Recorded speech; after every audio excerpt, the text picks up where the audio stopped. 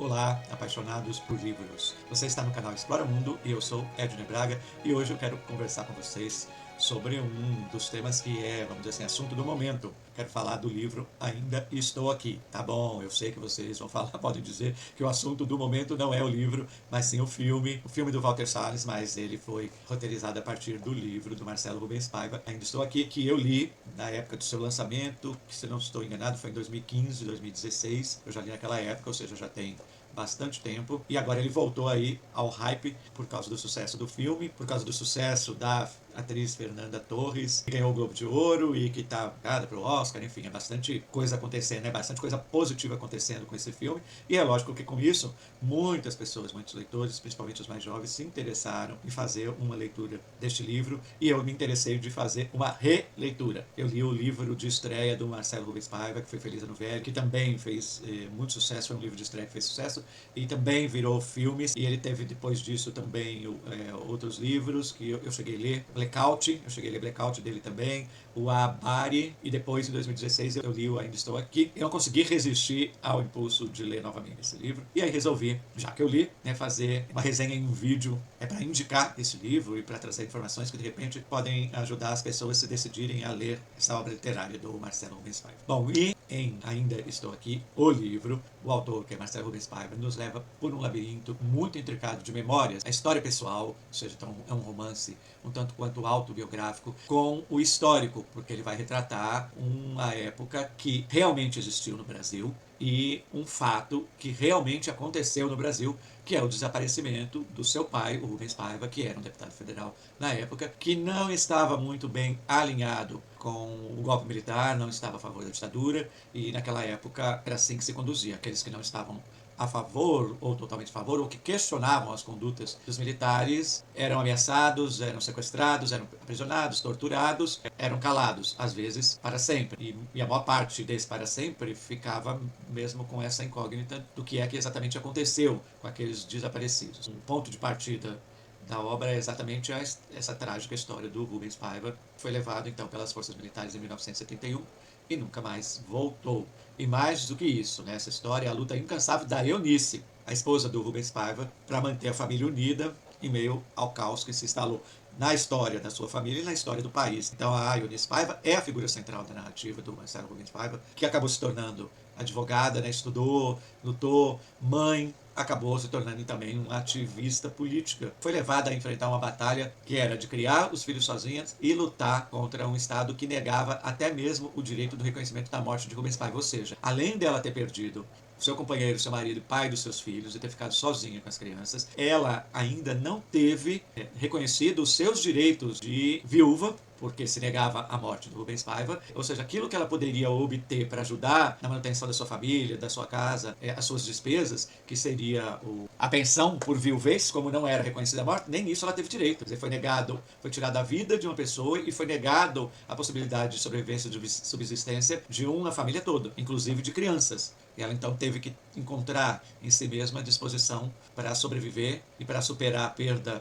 essa viuvez não reconhecida. Mas de qualquer forma, ela teve que elaborar um luto, que esse marido, que supostamente não estava morto, nunca mais voltou, então também não se podia dizer que estava vivo. E a negação dos direitos que ela teria com o reconhecimento da morte do marido, para poder, com isso, sustentar a sua família. E o Marcelo, que é o autor do livro, nesta obra faz o papel de narrador, e ele vai contar a história da sua infância, que foi interrompida daquilo que a gente reconhece como infância, como um tempo feliz, pela brutalidade da repressão que caiu sobre a sua família. E ele relata, ao mesmo tempo, como cada membro dessa família foi enfrentando o luto de maneira única, em uma história que combina muita dor, mas também muita resiliência. E este livro então é dividido em 3 partes: a infância do Marcelo, os anos da ditadura e a luta por justiça no presente, e o tempo não segue uma ordem linear, o tempo dessa narrativa não segue uma ordem linear, porque ele é como um quebra-cabeça de memórias, onde o passado e o presente se encontram, e além disso o Marcelo intercala suas lembranças pessoais com trechos da história, dos fatos, do acontecimento, trazendo documentos oficiais que dão ainda mais peso à narrativa, mas o que torna esse livro Ainda Estou Aqui especial é a sua escrita leve e fluida, que vai conversar com diferentes gerações, desde os mais jovens que são jovens atualmente, até os mais maduros e idosos, por exemplo, como eu, que inclusive fui testemunha destes anos de ditadura, porque nasci exatamente no ano em que o golpe militar foi dado e passei toda a minha infância até a fase adulta, até entrar na faculdade, a gente ainda vivia os rescaldos de uma ditadura que tinha acabado de se desmoronar totalmente, sendo aí substituída por uma democracia que cada vez mais fica claro, principalmente nos tempos atuais, que é uma democracia frágil e capenga, que pode ainda ser ameaçada em pleno século XXI, em pleno terceiro milênio. E o surgimento deste filme e o fato dele ter feito tanto sucesso e resgata a obra literária a partir dele é extremamente importante para a gente retomar a historicidade e a crítica em relação a um dos períodos mais obscuros da história brasileira, para que a gente não corra o risco, ou até deixe inadvertidamente, por motivos ilusórios, a desejar a volta de um regime com este modelo que a gente pode ver como é que era, que foi no livro, quanto no filme. Mas assim, o livro não é apenas uma memória familiar, embora ele parta, né, de uma memória familiar, mas ele também é uma memória histórica, é uma denúncia, porque a Comissão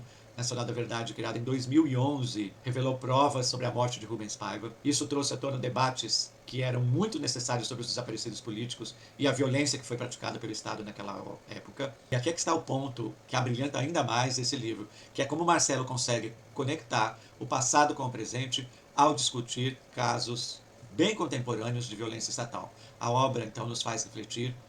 sobre como práticas repressivas continuam a existir mesmo em novos contextos ditos como democráticos. E assim, o livro Ainda Estou Aqui é um convite muito claro para que a gente nunca esqueça, para evitar que isto nunca mais aconteça. Marcelo Rubens Paiva, então, transforma a dor da sua família em um ato de resiliência. É uma leitura essencial para quem quer entender o impacto da ditadura e refletir sobre a importância da memória. E você que está aí desse outro lado do vídeo, você já leu Ainda Estou Aqui? Se você ainda não leu, eu reforço que essa é uma recomendação certeira. Se você já leu, deixe nos comentários a sua impressão sobre o livro e sobre a história da família Paiva. Vamos continuar essa conversa? Então se manifeste nos comentários para a gente refletir, para a gente conversar. E claro, não se esqueça de curtir o vídeo, se inscrever no canal, ativar o sininho e também dar uma força para o canal, clicando nos links dos nossos 2 patrocinadores, que estão conosco desde o primeiro vídeo, desde o surgimento do canal, há exatamente 1 ano